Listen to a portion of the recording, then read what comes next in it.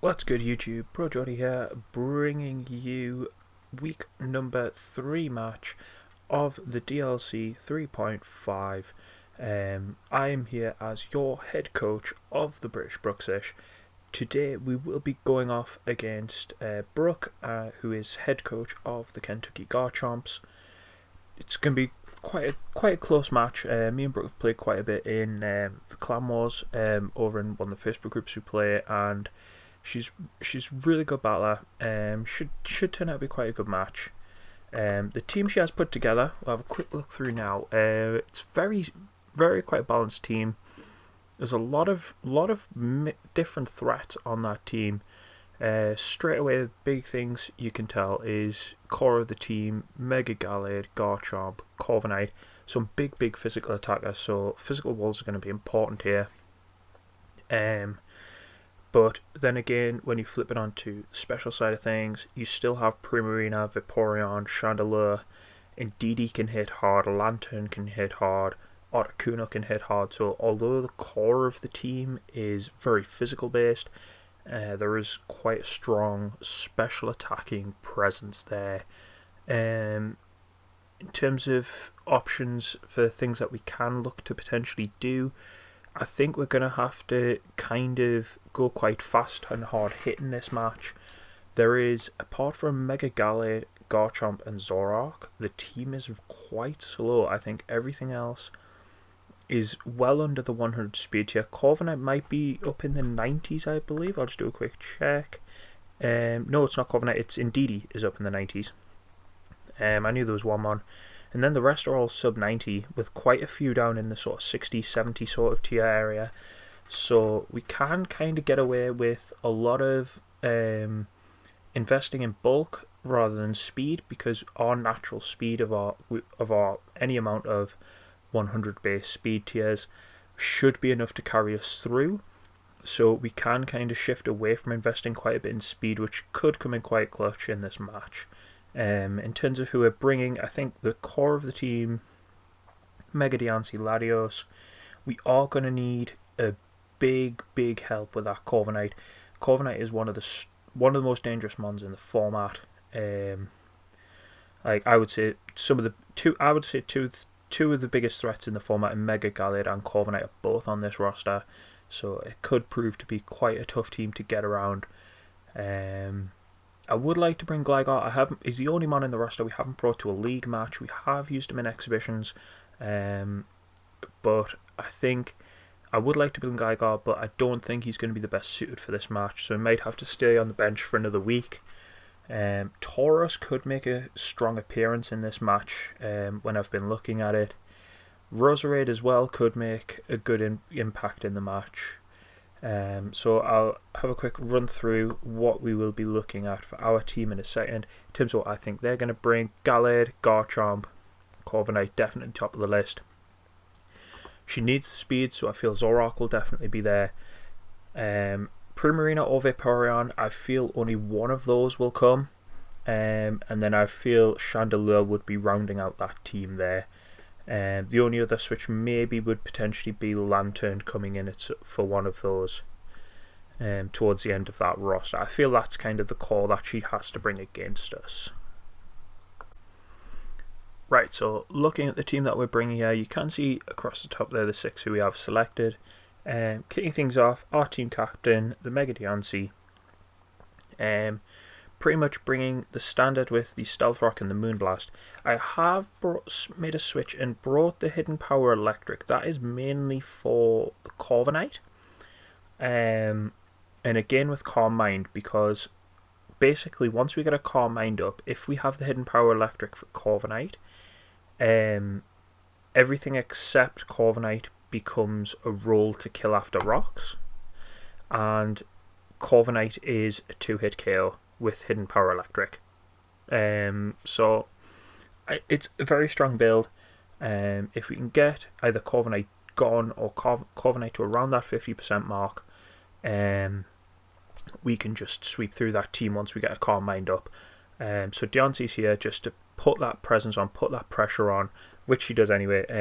One thing I've noticed every week is basically everybody kind of preps hard for Mega Diancie. Like, she's not yet managed to get a good strong position and put in the work, but as a result she's soaking up a lot of their preparation, so it kind of counteracts. I don't mind that, because it does mean that ones like Latios and Hodge Girl can come in and tear holes in teams because they're so focused on Deontay. That might slip one week and Deontay can slip through the net. And the moment she does, she's just going to tear through like a truck with those 160 attack stats and that 110 speed. So she's there, she's putting on the pressure as always. She's that threat. She's that one that if you don't prep for, she's going to just sweep your team. And do that very, very comfortably there. So next up we have Latios, who is, I believe Latios has just overtaken Entei as our kill leader last week. That between Latios and Entei, there are two main kill leaders in the team. We have speed crept the Latios, so Latios will be choice scarfed and is crept to outspeed the choice scarfed Garchomp. I was going to put the extra in to outspeed the choice scarfed Zoroark, however I really, really, really doubt she's going to bring the choice scarfed Zoroark. If she does, like, that's a brilliant decision on her part, because I just feel I feel like the choice scarf is irrelevant to bring against us, really. I've got the coverage moves there. Everything's pretty self-explanatory when you look down her roster of why we've brought everything. That Thunderbolt again for the Corviknight.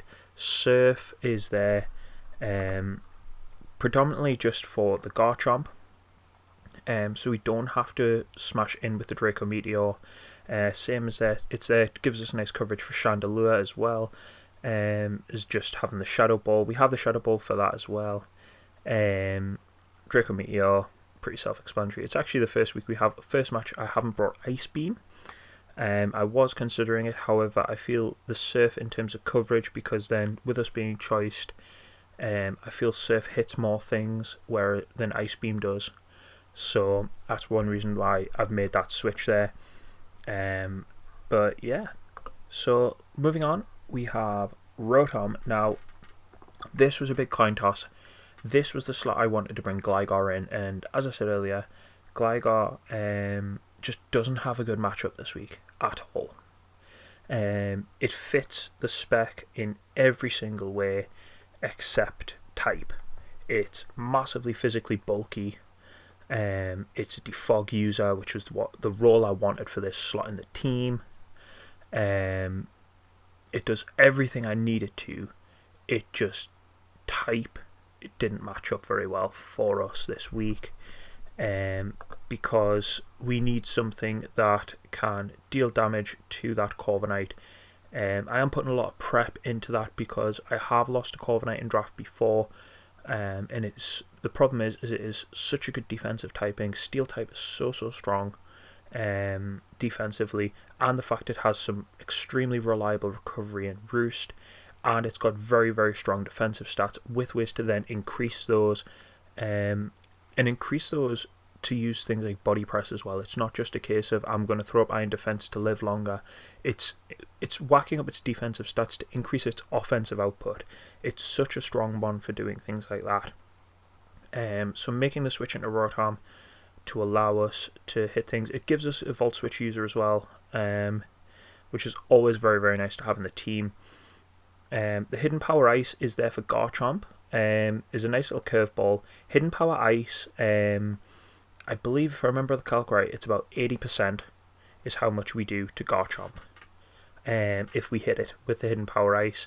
Because of the physical investment as well, as long as it's not a special Garchomp, we'll live pretty much anything it hits. Perfect situation is we pivot into the Earthquake, get the free switch in, it'll then outspeed us, hit us with something, and then we blast it back with a Hidden Power Ice, and it only needs a little bit of chip damage. Hydro Pump, self-explanatory, is just the solid, and Volt Switch are just the solid moves, and as I said, it is our main defog option in this team.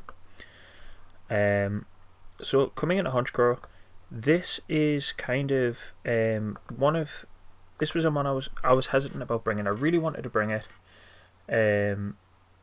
but at the same time I didn't, because Hodge Girl, it has some really strong matchups in this week, but it has some really weak ones.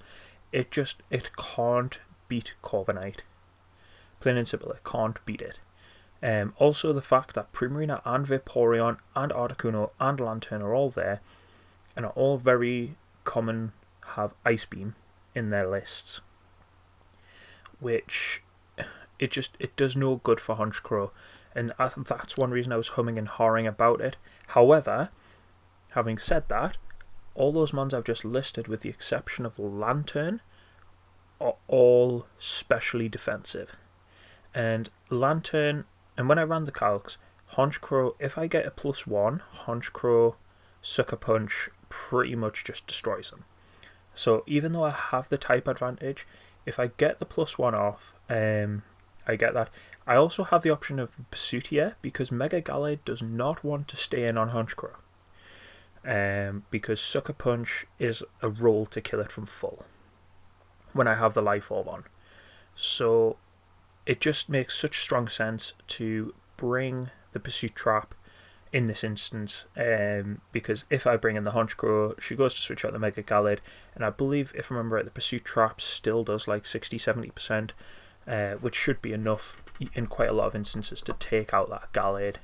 The other three moves are pretty much the standard, the Brave, Punch and Power. So yeah, Hodge Girl's coming. Hopefully it'll be able to tear a few mons down in this week. Rosarito is making her league debut this week. She has, I believe, played an exhibition match already. She's making it as our secondary hazard setter. She has the spikes and the sleep powder, holding the black sludge. I went especially defensive wall with this one. I know I did say about the physical, but by having the special defense, none of those mons that I listed earlier who get the access to the the Ice Beam, can kill it with Ice Beam. The only thing that I think could was Articuno with Blizzard. The rest of them, if they're using the Ice Beam, that is not enough to kill Rosarito with this build. And because of the outspeed, I come in a lot of instances with Primarina and Vaporeon, I come in with the Giga Drain, and that is still doing like 60%. So that is going to be major damage. Shadow Ball is in there as well. That helps massively with the Gallade, the Chandelure, and that side of things as well. All around it's just pretty solid. The Sleep Powder come in super clutch, I'm sure, particularly against like Corviknight, and it'll help me get that set up, get them free switches in, and position myself to take down those big threats that I need. Need that teamwork element, and I can't just put something in to solidly check. And last but not least, the other debut. Don't know if he debuted actually in a league match. But Taurus is here, and this is going to be our lead. And the reason I'm putting him in as lead is I feel with the 110 base speed, making him the positive nature, it'll outspeed if she goes with Stealth Rock Garchomp as a lead, which I think she did bring last week, and bringing a more support based Garchomp, kind of similar sort of role as what we do with Diancie. And just having that sheer force, choice band, body slam, stab, just concoction, it does so much damage. We've got the wild charge in there for coverage for if we do go against one of those water types, and also the Corviknight double edge. I brought the double edge because that flips, and if I pull up my calcs here, so against some of the more bulky mons in Primarina and Vaporeon, Body Slam is a roll, whereas Double Edge is a guaranteed occur. And that's kind of the main thing of why that's in there, because if we get to a point where we go the Body Slam and the check it bring in Chandelure, obviously we are then going to have to come out because we are choiced. That means that later we can then come back in, and then we can start hammering with that double edge and get those extra kills late game as well, and come in with that late game just completely reckless it through. This is a set I ran in regular season with Boufflant, running a similar role. Obviously Boufflant is a lot slower but does have a lot more bulk and a lot more physical power. So that's kind of where my thought process was bringing Taurus in that sort of role, because it does work super well with Boufflant. And I figured I can use the same sort of role, different mon, slightly different stats stack up, and it does fit quite nicely in this. I actually Oko the Mega Gallade if I live, and I think, and if I remember rightly, it's basically if she clicks anything except close combat, which it probably will have, but anything else that she tries to click, I just beat. I just beat it with the body slam. So if she does go the Gallade, I'll probably stay in just on the gamble in case she tries to set up with a sword stance or something like that. And just try and get, and if she tries to get any sort of setup on me using while Taurus is in. So that's our team for this week. And so now we'll flip over and have a look at the match. Okay, so over to our match here. As you can see straight away, I pretty much called everything on the team. The one which shocked me was the fact that the mon she dropped to bring Lantern was the Garchomp. Everything else was pretty much what I expected and prepared for. I was quite surprised that Garchomp didn't make an appearance actually, but at the same time very relieved because that does make my life a little bit easier. So leading off on her side was Lantern, and with me was Taurus, as said. So I go flying in with a body slam, and because she changes into the Primarina, as I said, body slam was a roll, and we got the low roll there, but because of the switch we do guarantee the outspeed, so body slam just managed to connect both times, gets Primarina, puts her straight ahead. I don't know why she didn't Mega Revolve straight away, but either way that worked out massively in our favour, and Taurus has already 2 kills in the first 3 turns. So she goes for some little manoeuvres, scouting to see if we are choiced, and she now knows, she's not sure probably what choice, but she knows we're choiced on Taurus. So we make the switch into Deontay because we can't touch Chandelure. So she responds with a switch into Corviknight, which we Mega Evolve, and we set up that Calm Mind. And we kind of push to keep on the offensive here. And again, there's the proof. So we low roll that Hidden Power Electric. However, again, as I've said a few times, the Iron Head came in on Corviknight as everyone prepares for the Deontay. Iron Head was something I probably should have been thinking about, but I didn't. So we end up with Latios against Lantern from switches, and we scout and realise that she is the Volt Absorb. So we tag out into Rosarito expecting the Ice Beam because, as I said, Rosarito is built to take those Ice Beams and eat them for breakfast. So we now end up in the Rosarito Corviknight, which is kind of one of the main situations I wanted to be in, so we can start to push. We do have a bit of information on the build that the Shadow Ball is about 15% damage. So we know we can race it if it is asleep. We do put it to sleep, and we see the Lantern come out at this point. So I believe we choose to stay in now. Yeah, we stay in for the Giga Drain, knowing we can race it because of that. And the Ice Beam just absolutely does nothing to us throughout this. So we're quite happy to stay in with the Giga Drain and race to take down the Lantern. She uses the Heal Bell to cure the Corviknight's sleep, but at the expense of Roserade getting the KO with the Giga Drain on the Lantern. So this puts us 5 against 3, so we're in an extremely strong position from this point. Corviknight does come back in, and we can hit it with a Shadow Ball. We then eat the Iron Head back up. Roserade just walls so much of her team minus that Chandelure, so we're happy to stay in.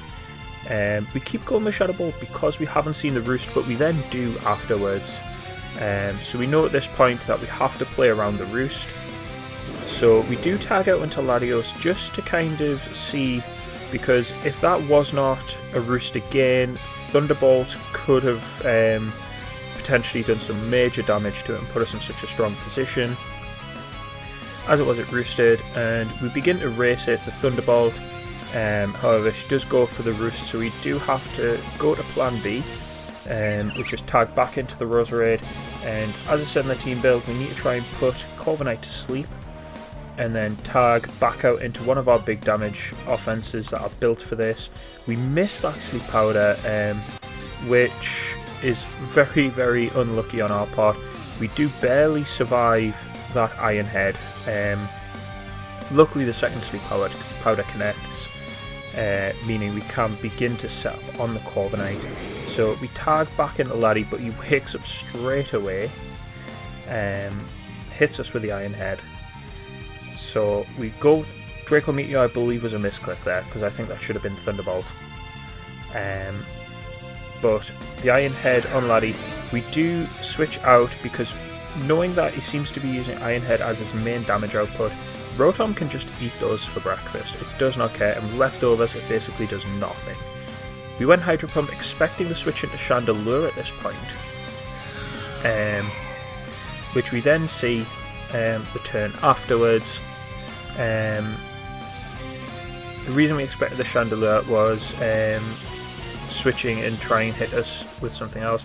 We then realised that is the Zoroark, which was the other option of what we were thinking because of the knockoff. But at this point we can then Volt Switch, and it is just a case of pretty much set up. We do go Taurus at this point because we do need the extra damage off on Chandelure before we can set up any solid sweeps. Wild Charge does put us in that position, but the Flamethrower is enough to get the KO on Taurus. A noble sacrifice, but it guarantees us the cleanup sweep from Latios, who can just come in with Thunderbolt and sweep the last two there. So we see, we pretty much played that game really well. We didn't even use, Hodge Girl didn't even touch the field that match, which is quite nice to be in that sort of position where you do have mons just in the back that you haven't had to use. But no, absolute brilliant game by Brooke there. That puts us 2-1 for the season. So we have recovered off our loss last week against Teddy. Next week we are playing against the St. Louis Machamps, head coached by Roger. Roger's new coach league. I've never played him before. I know a few people who have, and in Standard Constructed, they said that he knows his stuff. He knows what he's doing. It's one of his first times playing Draft, I believe, so that might work in my favour. But he's again, as a lot with people in this league, you can't really sleep on anybody. So I'm quite looking forward to that match. But what I'll do is wrap this up here. I'll leave a link in the description for Brooke's YouTube over on her channel. She's done a similar match valuation of things from her side.